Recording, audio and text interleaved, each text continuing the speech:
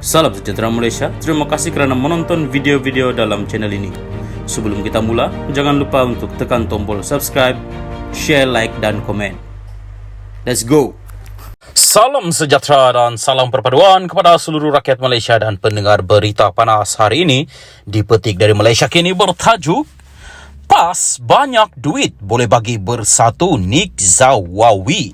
Berita penuh, PAS bersedia memberikan dana kepada Bersatu bagi untuk menghadapi pilihan raya negeri PRN di 6 negeri berikutan akaun parti gabungannya itu telah dibekukan. Menurut Setiausaha Majlis Syura Ulama PAS, Nik Muhammad Zawawi Saleh, tidak kira untuk apapun, partinya akan sentiasa menyokong sekutunya dalam Perikatan Nasional PN bagi mendapani PRN. PAS ini banyak duit. Kalau Bersatu tiada duit, maka kita beri mereka duit.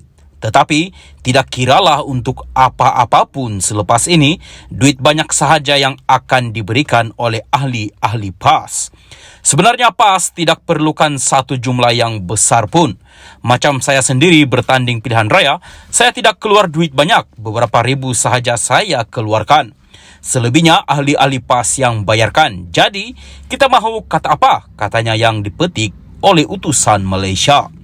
Ahli Parlimen Pasir Putih itu mengulas spekulasi bahawa PAS akan meninggalkan PN kerana Bersatu tidak lagi mempunyai wang untuk menggerakkan kempen-kempen dalam PRN nanti. Awal bulan ini, SPRM membekukan 2 akaun bank Bersatu dengan kira-kira RM40 juta ringgit berhubung pendakwaan parti itu menerima sumbangan daripada kira-kira 10 kontraktor yang menerima pelbagai projek ketika parti itu mentadbir kerajaan. Ketua Pesuruhjaya SPRM, Azam Baki sebelum ini mengesahkan akaun-akaun itu dibekukan bagi membantu siasatan berhubung penyelewengan dana di bawah pakej rangsangan ekonomi bernilai RM92.5 bilion ringgit. Mengulas mengenai pembekuan itu, Presiden Bersatu Muhyiddin Yassin pula berkata dia akan menulis surat kepada SPRM memohon pembekuan akaun berkenaan ditarik balik supaya parti itu dapat membayar gaji kaki tangan parti dan sewa pejabat. Salam sejahtera dan salam perpaduan kepada seluruh rakyat Malaysia. Berita seterusnya dipetik dari BH Online bertajuk Projek Jana Wibawa diberi rundingan terus, terpilih kepada kontraktor mesra parti tertentu PKMM. Berita penuh, Persatuan Kontraktor Melayu Malaysia PKMM bersedia untuk membantu Suruhanjaya Pencegahan Rasuah Malaysia SPRM dalam siasatan berkait program Jana Ekonomi Pemerkasaan Kontraktor Bumi Putra Berwibawa Jana Wibawa. Presiden PKMM Datuk Seri Muhammad Fazil Hassan berkata, bagaimanapun setakat ini persatuan itu tiada dipanggil atau dihubungi SPRM mengenai projek Jana Wibawa.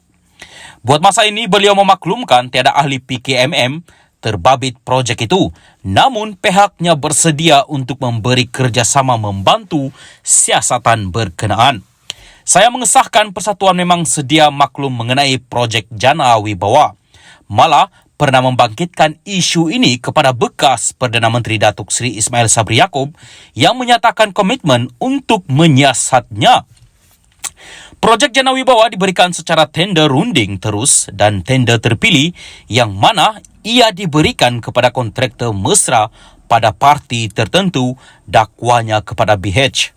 Sebelum ini, Timbalan Perdana Menteri Datuk Seri Dr. Ahmad Zahid Hamidi dilaporkan berkata, Kementerian Keuangan MOF mengarahkan pelaksanaan projek Jana Wibawa ditangguhkan untuk meneliti semula sama ada tata cara perolehannya mengikut peraturan ditetapkan oleh Perbendaharaan. Ahmad Zahid yang juga Menteri Kemajuan Desa dan Wilayah dipetik berkata, penangguhan projek bernilai RM5.7 bilion itu dibuat kerana terdapat unsur kaedah perolehan secara tender terpilih atau rundingan terus. Pengurusi Perikatan Nasional PN Tan Sri Muhyiddin Yassin semalam mengesahkan beliau sudah memberi keterangan kepada SPRM mengenai projek Jana Wibawa. Bekas Menteri Keuangan Tengku Datuk Seri Zafrul Tengku Abdul Aziz pula menyatakan kesediaan untuk memberi keterangan kepada SPRM jika dipanggil. Muhyiddin dilaporkan berkata, keterangan diberi adalah berkait penganugerahan kepada kontraktor dipilih bawah projek berkenaan yang didakwa pihak tertentu bahawa berkemungkinan wujud tata cara perolehan tidak mengikut peraturan ditetapkan. Bekas Perdana Menteri itu menjelaskan SPRM memaklumkan beliau dipanggil memberi keterangan bagi melengkapkan siasatan dan bukan suspek yang dikaitkan untuk sebarang tindakan pendakwaan. Bagaimanapun, SPRM hari ini mengesahkan Muhyiddin merupakan antara suspek disiasat bagi projek Jana Wibawa. Sumber SPRM dipetik berkata, dalam siasatan agensi itu, Muhyiddin adalah suspek siasatan ketika beliau dipanggil memberi keterangan. Mengulas lanjut, Muhammad Fadzil mendakwa pemberian projek secara tender, runding terus dan terpilih itu adalah rahsia terbuka yang diketahui kontraktor Melayu serta Bumi Putra. Beliau mendakwa perkara yang menjadi pertikaian persatuan itu ialah projek diberikan kepada syarikat yang mesra dengan parti tertentu walaupun mereka tiada pengalaman dan kepekaran.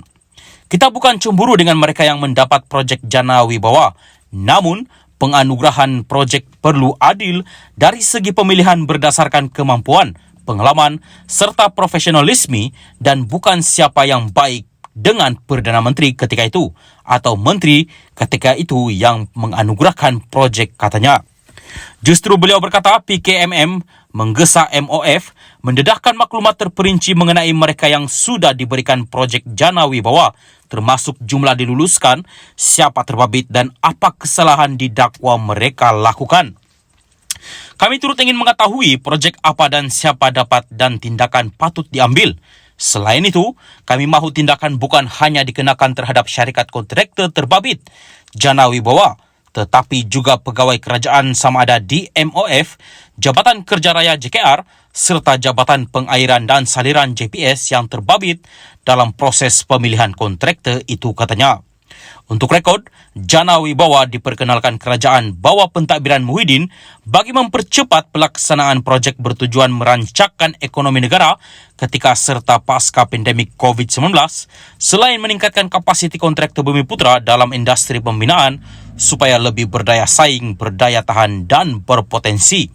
Sebelum ini, kerajaan dilapor memudahkan kaedah pelaksanaan projek Jana Wibawa secara tender, perkelayakan atau rundingan terus supaya impak pelaksanaan segera dapat dirasai oleh ekonomi dan rakyat.